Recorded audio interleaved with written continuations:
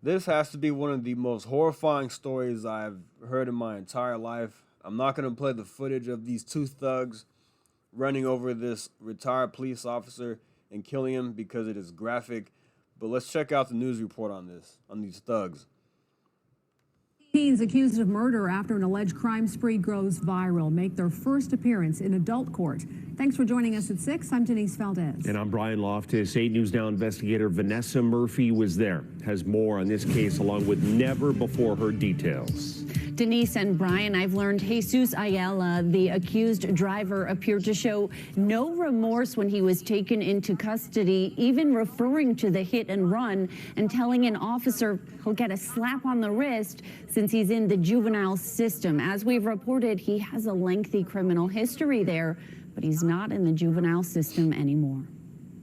Jesus Ayala appearing in adult court for the first time What a stand-up looking guy right there. Thursday, facing 18 charges, including murder. The court does find probable cause for your arrest in this case. His co-defendant, Jameer Keys, facing 3 charges, also including murder. The teens are accused of killing retired police chief Andy Probst, intentionally hitting him as he rode his bicycle in a designated bike lane. Ayala, the accused driver. Keys, the accused passenger who recorded this video. Metro Police say this was the 3rd hit and run during their crime spree on August 14th. They're accused of hitting another cyclist earlier that morning, a 72-year-old man who survived. The 8 News. They just hit that car. It was cussing. They were cussing at it, and it just menace to society. These two are. Now investigators confirming all 3 hit and runs are on video. Police say the teens also stole 4 cars that day. Ayala, 17 at the time, now 18. Keys, 16 years old. Do you believe these teens should remain in custody, and what do you think is an appropriate bail amount for each of them? Determination of whether somebody should remain in custody is based upon whether they're a flight risk or danger to the community. Okay? I believe they're potentially both. They have certainly proved that they are dangerous. Clark County District Attorney Steve Wolfson also explaining how his office will work to prosecute both teens for murder. Well, under law in Nevada and most any other place, if you aid and abet, encourage, facilitate, or help in any way another person to commit a crime, you're equally guilty. We've been digging for more details and just learned more about the video investigators say they found on Ayala's cell phone. A similar scene showing the teens laughing as the engine accelerated to hit the first cyclist who survived. We've learned one of them is heard saying, "Bump him," a few times. The teens are expected back in court on Tuesday. We'll be there. Back to you, Brian. Unbelievable. Seriously. These people, these two idiots were wreaking havoc on society that day. Hit one person on a bike, laughing about it, saying to bump him a few times, hitting another car, hitting a car, and then running over this guy and killing him. I mean, truly, words can't even describe how angry I am about this. And when I first heard about this earlier in the week, I was very disturbed by it. When I saw the video, I couldn't believe what I saw with my own 2 eyes. I could not. I just couldn't believe it. But we're going to get into what they did throughout the day. It's crazy. Check this out.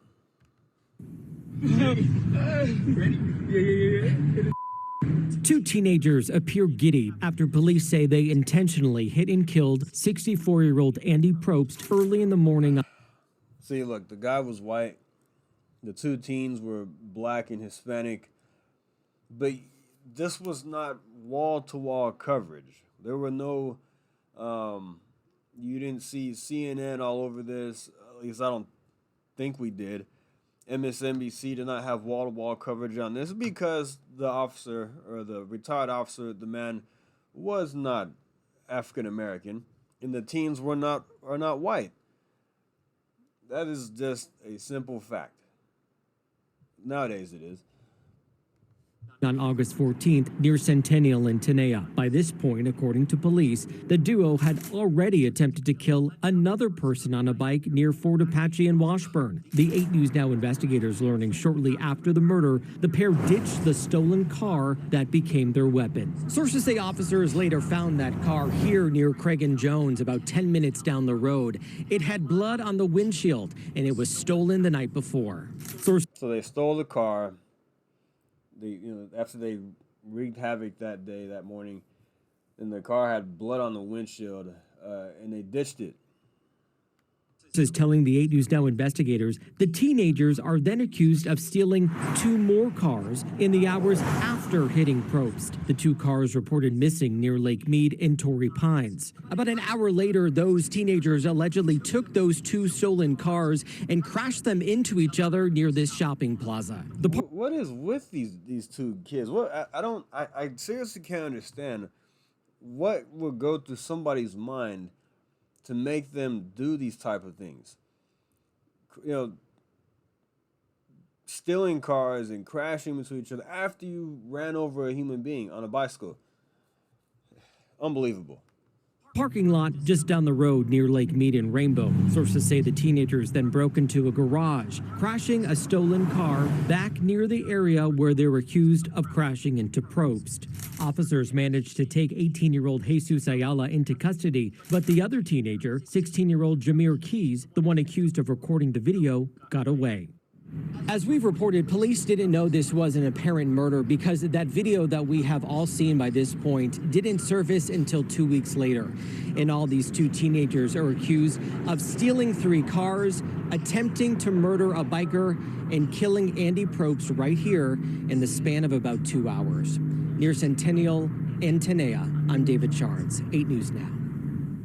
Ayala and Keys scheduled to be back in court next week, and until then, both will remain in custody. All right, so we'll see how that plays out on Tuesday of next week. At the time of this recording, it is next week. It will be next week, but I want to see how this plays out, and I hope these 2 morons, get prosecuted to the fullest extent. I read they could face up to 50 years in prison. It's horrifying. Let's find the guy. There you go. It's horrifying. Now, what would it have been like? How would the media reaction be if these 2 idiots were white? If they're white, and the victim was black, how would we? What kind of reaction would we see from the media? You see it on I've seen on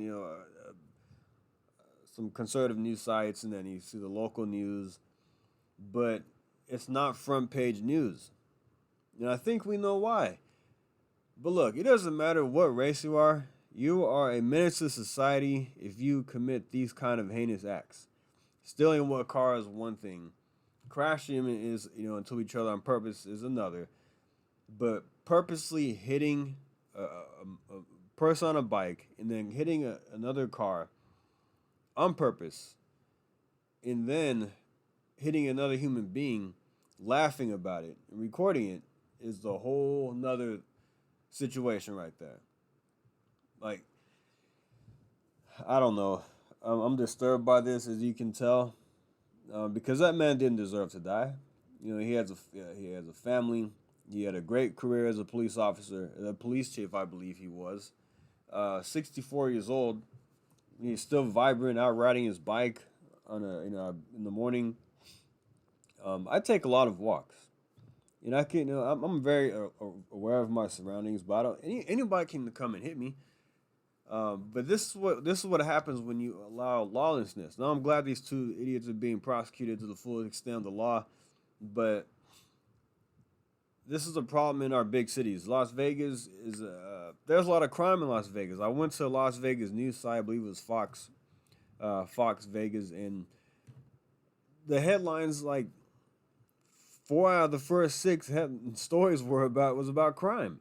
Somebody getting shot, somebody getting killed. These 2 morons here killing somebody. This is a problem in major cities. This is why you need law and order. You need judges that are going to be tough on crime. You need tough on crime mayors. You need tough on crime. Everything. Police chiefs. You need people who are going to enforce the law and not allow this kind of lawlessness. This moron here has a lengthy criminal history. He shouldn't even been out in the streets. You need to have harsh punishments. You know, I don't know what if there's a death penalty there in Nevada, but I believe it, in my opinion, harsh punishment is warranted in this situation. Look, I hope they spend the next 50 years. I hope they spend the rest of their life in prison for this nonsense. But I'm very irritated by this. I'm sorry for the angry tone in my voice, but this is disturbing. And I'm upset this is not getting the type of coverage that it should, because I want people to see what kind of lawlessness is out there in our society, in our country, and why it's important to get to the voting booth and put in people that are going to enforce the law and not allow these people to be on the streets. It's horrifying. But all right, guys, thanks for listening. Like and subscribe, and I'll see you next time. Thank you. Take care.